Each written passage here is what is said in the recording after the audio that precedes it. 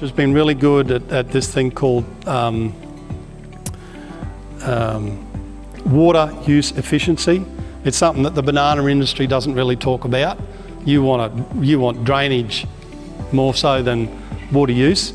But for most irrigated agriculture, water use efficiency is critical, absolutely critical, and becoming more and more so in an ever-drying climate like Australia.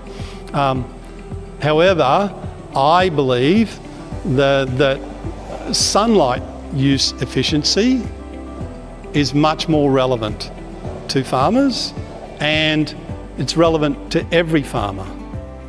Every farmer. Sunlight use efficiency. How much sunlight can I capture today is what we should all be asking ourselves.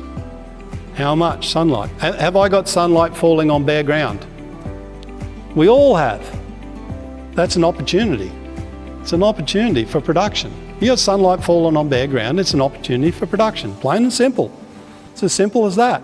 It's not necessarily that you're going to just turn it into money, but it's the awareness. It's the awareness that if you've got sunlight falling on bare earth, you could be doing better.